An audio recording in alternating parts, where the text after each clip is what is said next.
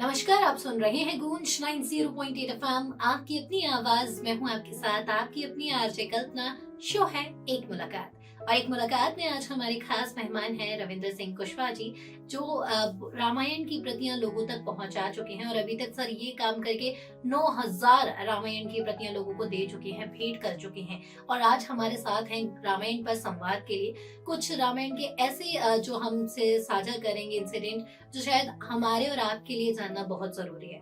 तो सर, सबसे पहले बहुत बहुत स्वागत है आपका गूंज में। आपको भी बहुत बहुत धन्यवाद कि आपने मुझे दोबारा से राम की चर्चा पे बुलाया। इस समय पूरा देश कहेंगे कि पूरा विश्व राममय दिख रहा है मुझे, क्योंकि प्रभु राम आ रहे हैं और वो लाइनें सभी लोगों के कानों में कि राम आएंगे तो अंगना सजाऊंगी गूंज रही है पूरे देश में जी, तो आइए शुरुआत करते हैं और एक रामायण की चौपाई के साथ। प्रवेश नगर कीजिए सब काजा, हृदय राग कौशलपुर राजा।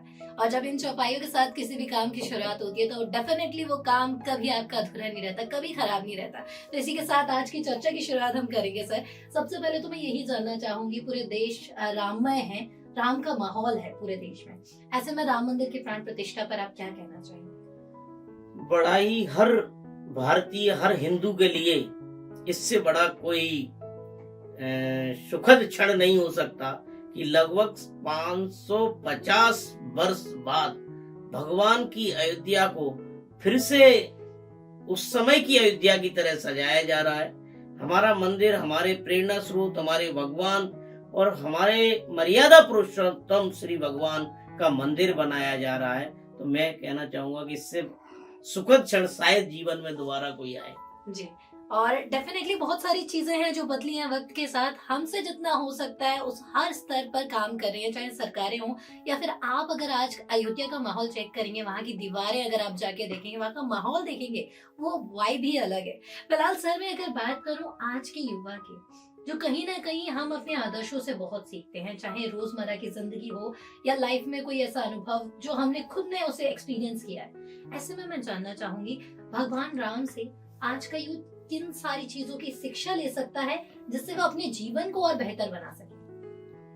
युवाओं के लिए तो मैंने पहले भी आपसे चर्चा जब की थी तब भी कहा था कि युवाओं को तो हर कदम पर भगवान से सीखना चाहिए। एक पिता का अपने बच्चों के प्रति क्या कर्तव्य रामायण सिखाती है, एक भाई के प्रति भाई का क्या कर्तव्य ये रामायण से आप सीख सकते हो। आज आप देखते हो रामचरितमानस हम पढ़ते हैं लेकिन दिमाग में किसी के नहीं है। हर जगह आपने देखा होगा अखंड रामायण एक पाठ होता है, लेकिन वो पाठ का प्रभाव कितना है। मैं अपने देखते देखते मैं देखता हूँ कि अयोध्या में दो भाइयों के बीच इतना बड़ा सिंहासन एक फुटबॉल बन गया था। वो कहता था मुझे नहीं चाहिए और वो कह रहे थे मुझे नहीं चाहिए। भरत जी कहते थे नहीं, भैया का अधिकार है, और राम ने कहा नहीं, भाई को अगर माँ चाहती है तो भाई को दे दो, हमें नहीं चाहिए, हम बन जाने को तैयार। लेकिन वही रामायण का पाठ करने वाले हम सब लोग अपनी घरों में जब बात आती है तो ज्यादातर विवाद संपत्ति को लेकर होता है, भाई भाई में। जी, आज हम देख रहे हैं तो ये बहुत जरूरी है कि रामायण पढ़ें और उसको समझें और उसको अपने में उतारें। तो ये जो झगड़े हो रहे हैं संपत्ति के विवाद को लेके, त्याग, हमें रामायण और रामचरितमानस और भगवान का जो वो था सब, वो हमें त्याग सिखाती है। भरत ने त्याग किया, लक्ष्मण ने त्याग किया, दशरथ जी ने प्राणों का ही दे दिया, कौशल्या ने, मतलब त्याग सिखाती है। और अगर हम त्याग की भावना अपने हृदय में रखेंगे तो शायद मेरा वो है कि घरों में झगड़े नहीं हो सकते। तो ये राम और राम की रामायण हमें घर में शांति, सुख, समृद्धि प्रदान कर सकती है। जी, और कहीं ना कहीं ये एक सवाल भी उठाती है हमारे संस्कारों पर, क्योंकि अगर आपके संस्कार बेहतरीन हैं तो बहुत सारी ऐसी चीजें हैं जो हम आज के समय में बदल सकते हैं, क्योंकि छोटी छोटी चीजें ही जीवन में बड़ा बदलाव लाती हैं। और अगर आप इन्हीं छोटे प्रयासों के साथ खुद में बदलाव लाना शुरू करेंगे तो डेफिनेटली आपको एक अलग चेंज आपकी लाइफ में देखने को मिलेगा। सर, इसके अलावा अगर मैं बात करूं, आज भी जब कहीं ना कहीं जब लोग इकट्ठे होते हैं, किसी ने पढ़ी है रामायण या किसी ने उतना चिंतन नहीं किया है, उसके बाद लोग पढ़ने के बाद तर्क देते हैं कि भगवान राम ने माता सीता का त्याग किया। ऐसे में आप क्या कहना चाहेंगे? मैं आपको उस प्रसंग पर ले जाने से पहले मैं ये बताना चाहूंगा कि ये बिल्कुल बता दूं आपको कि माता सीता का त्याग नहीं किया था। माता सीता का त्याग नहीं किया था। भगवान को कुछ लीला और करनी थी, क्योंकि जब लंका विजय करके सब लोग आए थे तो थोड़ा सा अभिमान जिसे कहते हैं ना, तो उनको सबको हो गया था कि अब हम ही हम हैं। तो भगवान को सभी को बताना था कि आप ही सब कुछ नहीं हो। और कुछ आयु, भगवान दशरथ जी, भगवान के पिताजी दशरथ जी जल्दी चले गए थे भगवान के वियोग में, तो कुछ आयु भगवान की को उनकी मिली हुई थी। किसकी? अपने पिताजी की। तो पिताजी के टाइम में सीता जी को नहीं रख सकते थे, बहू सास ससुर के साथ तो नहीं रह सकती थी। तो जो वो 20 वर्ष जो जी रहे थे लास्ट में, वो उन दशरथ जी की आयु के थे, उसमें से मिले थे भगवान। तो वो उनका वो जरूरी था, साथ रहना जरूरी नहीं था। और ये तो सिर्फ जैसे कुमार विश्वास एक बहुत बड़े कवि हैं, मैंने उनको कहते सुना है कि उत्तर कांड था ही नहीं, ये जबरदस्ती जोड़ा गया है हमारे दुष्प्रचार करने कि भगवान को ये दिखाने के लिए कि इन्होंने नारी पर अत्याचार किया। जब वो जो भगवान राम एक अपनी पत्नी को धनुष तोड़कर लेकर आए, इतना बड़ा, और परशुराम जी से उनने वो किया, उसके बाद इतना बड़ा रावण लंकापति मिटा दिया, समुद्र पे सेतु बंध रामेश्वरम बांध दिया, वो अपने उसके लिए त्याग करेंगे वो सीता मैया का। और रावण के बारे में मैं बता दूं कि वो भी बहुत बड़ा विद्वान और ज्ञानी था। जब भगवान जनकपुर में मुलाकात हुई तो उससे मिलने गया था, उसने भगवान से कह दिया कि हमने आपको पहचान लिया है, अब ये विवाह के बाद यहीं मत रह जाना, सीधे लंका चले आना और इनको भी साथ ले आना, सीता जी को, जिससे हमारा उद्धार हो जाए। तो रावण क्या था? भविष्य जानता था। और आपन आज देखा ज्योतिषी क्या पढ़ते हैं, हाथ पढ़ते हैं, वो पलके पढ़ता था, वो पलकों से बता देता था। उसने भगवान को कहा था कि हे राम, तुम्हारी दाई आंख पर तुम तीनों को वनवास लिखा। मतलब तुम तीनों को वनवास है। वो बोले अपना बताओ। बोले मेरी बाई आंख पर लंका का सत्यानाश लिखा। बोले अब सीधे इस विवाह के शीघ्र बाद गढ़ लंका चले आना और सीता जी को साथ ले आना, को यही तो उद्धार कराए। तो वो भगवान जिन्होंने लंकापति रावण मिटा दिया, वो वनवास देंगे। तो ये कहीं ना कहीं कुछ मिथ भ्रांति है। अब उसको मैं इतना नहीं बता सकता आपको, उस जमाने की बात। खैर, अलग अलग काल में अलग अलग कवि रहे और सबने अपनी दृष्टि से रामायण लिखी। और अब बात करें मूल की, वाल्मीकि रामायण की, तो वाल्मीकि रामायण में उत्तरकांड है ही नहीं, सर ने जैसा हमें बताया। और इसी के साथ आगे बढ़ते हैं हम। सर, हम वनवास की बात करें, जैसा आपने वनवास का बताया, तो कहीं ना कहीं इसके लिए माता कैकेयी दोषी मानी जाती हैं लोगों की नजरों में। लोग आज भी अगर करते हैं, मतलब कोई अगर कुछ कर दे तो लोग उदाहरण देते हैं कि कैकेयी की तरह काम मत करो या मंथरा की तरह ना भड़काओ। तो इस पे आप क्या कहना चाहेंगे? बहुत सही, मेरे मन का प्रसंग आपने पूछ लिया प्रश्न, और इस प्रसंग को मैं बोलना भी चाह रहा था। माँ कैकेयी ने भगवान को कभी वनवास नहीं दिया। जब भगवान बचपन में बहुत छोटे थे तो घर में महलों में खेल रहे थे, कनक भवन में, ये अयोध्या में जो भवन है उनके, वहां खेल रहे थे। तो खेलते खेलते उन्होंने माँ के आंख बंद कर ली। तो माँ ने उनको कहा लक्ष्मण हो, भरत हो। तो बोले नहीं माँ, आज आप हार गई, आपने आज मेरे को पहचान नहीं पाया, ये कैसे हुआ? बोले अब आपको मेरे को कुछ देना पड़ेगा। तो बोले क्या? अरे बोले राम, तेरे लिए तो क्या नहीं दे सकती मैं। उन्होंने कहा तो फिर जब पिताजी मुझे राज तिलक दे तब आप मुझे वनवास मांग लेना मेरे लिए। कहीं ने कहा क्यों, ऐसा कैसे होगा? नहीं नहीं, मैं ये नहीं कर सकती। बोले आप चाहती हो ना, मुझे बहुत प्यार करती हो। राम कौशल्या के पास नहीं सोते थे, राम आधी रात को उठ के और कैकेयी के पास जाते थे। कौशल्या उनको लेके जाती थी कि ले ये तेरा राम उठ गया है और इसको संभाल। वो कैकेयी के साथ सोते थे। तो उन्होंने कहा ठीक है। बोले तुम कह रहे हो, अगर तुम्हारा भला है इसमें तो मैं तुमको वनवास मांग लूंगी, लेकिन अगर मैंने तुम्हें वनवास मांगा तो मेरी मांग का ये सिंदूर चला जाएगा, तुम्हारे पिताजी जीवित नहीं बचेंगे उसके बाद, लेकिन फिर भी चलो आप कहते हो तो मैं मांग लूंगी, और ये मैं विधवा बनकर सारा जीवन व्यतीत करूंगी। लेकिन इसके बाद एक और होगा कि भरत मेरा मुंह नहीं देखेगा कभी उसके दिन के बाद। तब भी अगर आप राम चाहते हो, कहते हो, तो मैं आपके लिए वनवास मांग लूंगी। दूसरा, इसके साथ एक और कथा जुड़ी है। जब बाली का और दशरथ जी का युद्ध हुआ था तो ये केकई साथ में थी, तो दशरथ जी वहां युद्ध हार गए थे बाली से। तो उन्होंने कहा या तो मुकुट छोड़ जाओ या अपनी रानी को छोड़ जाओ, केकई बहुत सुंदर थी, तो उन्होंने मुकुट वहां छोड़ के आ गए थे। तो ये चर्चा भी भगवान की और केकई की हुई है कि बेटा राज तिलक कैसे होगा, मुकुट तो है ही नहीं, मुकुट कहाँ है। तो उन्होंने घटना बताई, बोले अच्छा। तब भगवान ने फिर बाली को जाके, बाली से जब पूछा कि वो मुकुट कहाँ है जो तुम लाए, बोले वो रावण ले गया। तो ये ऐसे ऐसे चल के और वो चलती चली। अलग अलग कथाएं अलग अलग प्रसंग के साथ जुड़ी हुई हैं, जैसे कि सर आज हमारे साथ शेयर कर रहे हैं। सर, इसके अलावा मैं बात करूं, जैसे अभी हमने भगवान राम के वंश आने की बात की, अगर बात करें प्रभु राम की वंशावली की, रामायण में आता है कि अनंत काल तक प्रभु राम के वंशज इस धरती पर रहेंगे। तो मैं ऐसा जानना चाहूंगी कि अभी भी भगवान राम के वंशज हैं? बिल्कुल सही। आप जयपुर जाइए, जयपुर का जो वंश चल रहा है आज, राजघराना जी, वो उन्हीं के वंश से है, वो भगवान राम के ही वंशज हैं जी। और आज तक उनके कौन नौ में कुछ, अब मेरे को एग्जैक्ट नहीं याद, लेकिन जो हैं वो उनके वंशज हैं।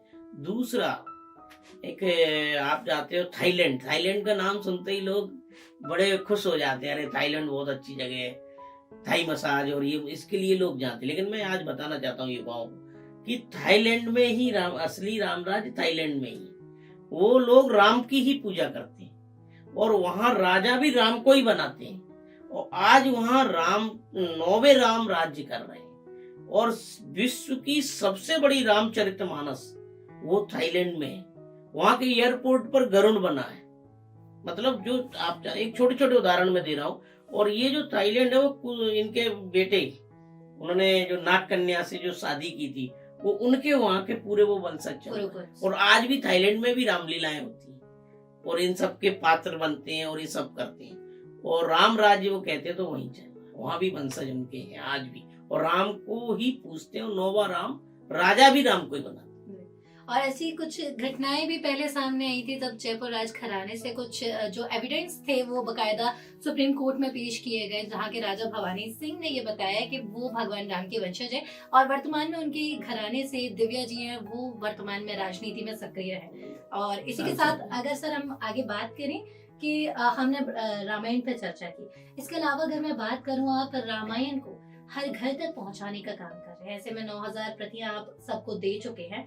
क्या कहना चाहेंगे सर, कैसे ये सारी चीजें शुरू हुई और आगे कितना लक्ष्य आपने रखा है? मैं, हमारे परम आदरणीय कुंवर जयवंत सिंह पवैया जी हैं, सांसद, उस समय मंत्री हुआ, इन्होंने एक प्रेम भूषण महाराज जी हैं जो राम कथा कहते हैं और बहुत अच्छी राम कथा, सुंदर राम कथा कहते हैं। तो उस कार्यक्रम में मुझे एज ए चिकित्सक बुलाया गया था। कैंसर हॉस्पिटल में मैं जॉब करता था, तो बोले यार डॉक्टर चाहिए, तो मेरे को यहाँ से बोल दिया कि आपकी ड्यूटी वहाँ है और आप वहाँ रहो। तब तक मेरा रामचरितमानस पढ़ने का और ना ही बांटने का ना ही कोई होता। जब वहां पर हुआ कार्यक्रम तो मैं देखता था, वो आरती के समय पहुंच जाता था। शुरू में आरती हुई तब पहुंचा, और लास्ट में आरती हुई तो हमने अपना बंद किया, सामान रखा डॉक्टर का, सब दवाई बंद कर दी, बोले रखो आप और अपने आरती करी और घर। लास्ट में वहां पे रामायण बटी, 5000 रामायण चरितमानस रामायण उन्होंने वहां पर सभी को दी थी, 5000 रामायण। मेरे को भी एक मिली, तो उस दिन से मैंने पढ़ना शुरू किया। देखते थे हमारे दादाजी को ये कंठस्थ थी, वो पढ़ते रहते थे, लेकिन हम उससे पहले पढ़ते नहीं थे। पढ़ना शुरू किया, उन्होंने अब कसम शपथ दिलाई थी कि जो भी ले जाएगा कम से कम 2 पेज, 1 पेज या 1 दोहा इसको पढ़ेगा। तो मैंने भी पढ़ना शुरू की। पहली बार में समझ में आया थोड़ा बहुत, दूसरी बार पढ़ी, तीसरी बार तो पता नहीं, चौथी पांचवी कितनी बार पढ़ ली। जब मैंने कहा तभी किसी का हमारे ससुर साहब, उनका जन्मदिन मनाया था हमारे परिवार वालों ने सबने मिलकर। तो मैंने कहा क्या दें, सबको उनके दोस्त बुलाए गए थे। क्या दें, तो मैंने कहा यार रामायण से अच्छी क्या चीज है इन बुजुर्गों के लिए। ये कह के हम लगभग 25 या 30 रामायण एक साथ लेके आए और 40 के करीब और उनको दिया। उस दिन से मेरे मन में आया है कि क्यों ना जन्मदिन के उपलक्ष्य में यही उपहार दिया जाए लोगों को। उस समय से शुरू कर दी और आज हमने लगभग 9000 से आगे पहुंच गए। प्रेरणा स्रोत पवैया जी, वहां से प्रेरणा मिली। अब हमने ये संकल्प लिया है कि जब तक इस शरीर में प्राण है और भगवान चाहेगा, ईश्वर जब तक चाहेगा तब तक ये बांटते रहेंगे। ऐसा लक्ष्य कोई नहीं है कि 10,000 हो जाए या 20,000 हो जाए, 1 लाख हो जाए। जब तक भगवान कमा कराएगा, उनके ऊपर छोड़ दिया है कि कब तक आपको कराना है, वो देते रहेंगे, हम बांटते रहेंगे, हमारा कुछ नहीं है।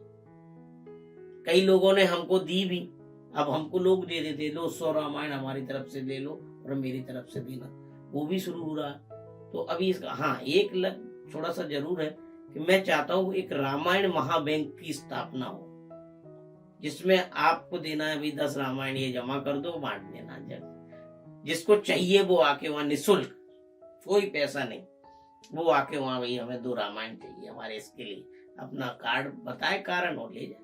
ये एक स्थापना करना चाहता हूँ। और ये कहीं ना कहीं समाज में बदलाव की लहर है। जैसे कि राममय माहौल है, ग्वालियर में सभी ने अपनी अपनी तैयारी कर ली है। और जैसा कि आज हम और आप यहाँ सुन रहे थे सर की राममय चर्चा, और कहते हैं भगवान राम पे अगर चर्चा करने के लिए बैठे तो हरि अनंत, हरि कथा अनंता वाली कहानी है कि आप कभी भी बैठे रहेंगे, चीजें समाप्त नहीं होंगी। लेकिन सर फिर भी मैं कहूंगी कि आप जाते जाते ग्वालियर वासियों को क्या कहना चाहेंगे? ग्वालियर वासियों को मैं यही संदेश दूंगा कि राम मंदिर बन रहा है और मंदिर केवल दर्शन मात्र के लिए नहीं हो, राम की कथा से हम कुछ प्रेरणा लें।